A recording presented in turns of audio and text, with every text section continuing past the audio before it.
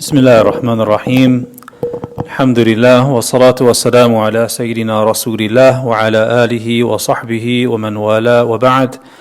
فقال الإمام النووي رحمه الله تعالى: وعن أبي هريرة رضي الله عنه أن رسول الله صلى الله عليه وسلم قال: من دعا إلى هدى كان له من الأجر مثل أجور من تبعه لا ينقص ذلك من أجورهم شيئا، ومن دعا إلى ضلالة كان عليه من الإثم مثل آثام من تبعه لا ينقص ذلك من آثامهم شيئا. رواه Muslim. So this is Hadith number 174 in the chapter on what has been narrated concerning guiding or directing others and inviting them towards guidance or misguidance. And this hadith comes from Abu Hurairah radiallahu anhu, who relates to us that the Messenger of Allah sallallahu alayhi wasallam said, "One who invites towards guidance shall receive a similar reward to that of all those who follow him without any decrease in their rewards, and one who invites towards misguidance shall receive a similar sin to that of all those who follow him without any decrease in their sins." This is similar to the previous hadith that we mentioned, that we read last night. Let's go back to the title and ask ourselves a question.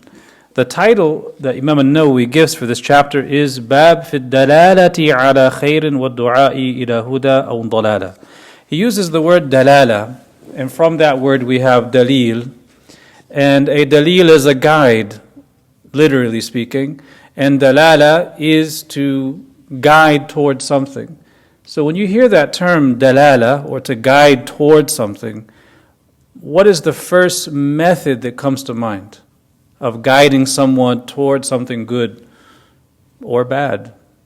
What's the first method or means that comes to mind? Kalam, like speech. Usually when we think of dalala, inviting or guiding someone to something good, we think of words. And that is definitely important. We go back a couple of days, we read the hadith about Cain and Abel, Habil and Qabil, and we talked a little bit about the nature of their lifestyles and how one was pastoral and one was sedentary and agriculturalist, and how that plays out in societies or cultures that grow from those lifestyles.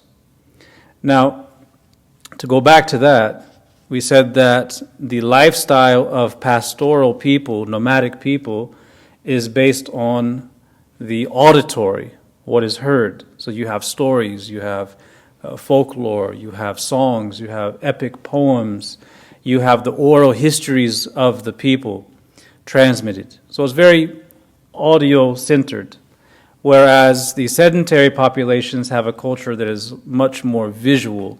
So you have images, you have art that is hung on walls because there's walls. If you're living in a tent, you don't have much of a wall to hang art on. And even if you do, you're not going to be there for very long to enjoy it.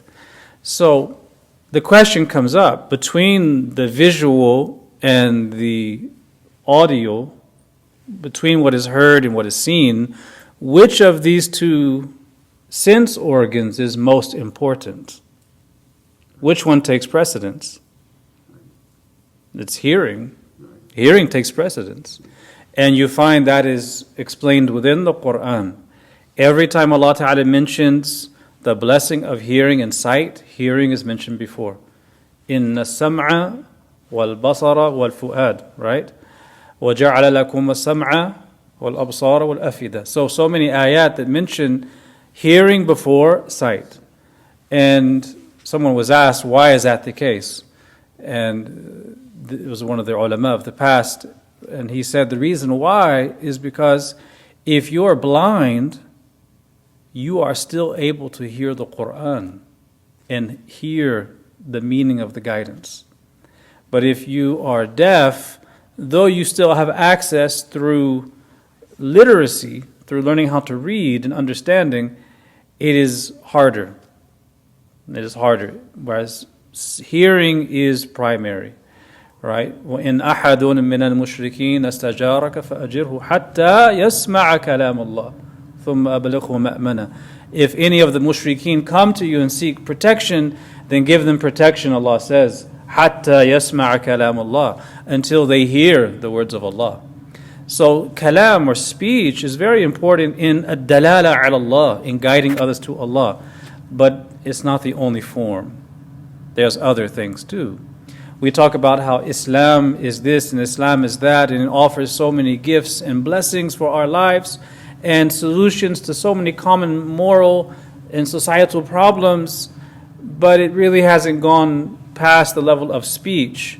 For society, it's not enough that we simply speak about these realities. We have to also show them, which is why we're talking about dalala. Because dalala, whether you're guiding or pointing someone in the direction of good or bad, it can be through words, but it can also be through your own hal, your own state, your own behavior.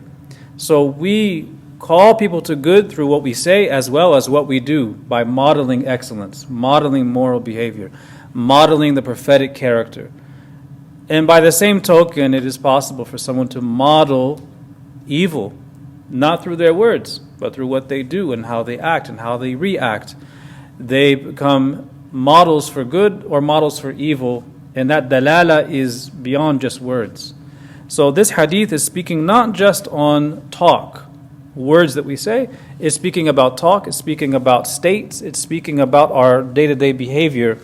We have to show our children specifically, and then the greater society, that Islam is not just something we talk about, but it actually works in the way we live our life. And that in itself is dalala.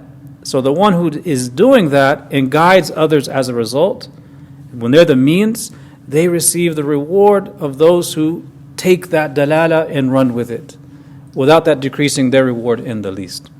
And that goes for good and for bad. So it's serious on both accounts. Walhamdulillah.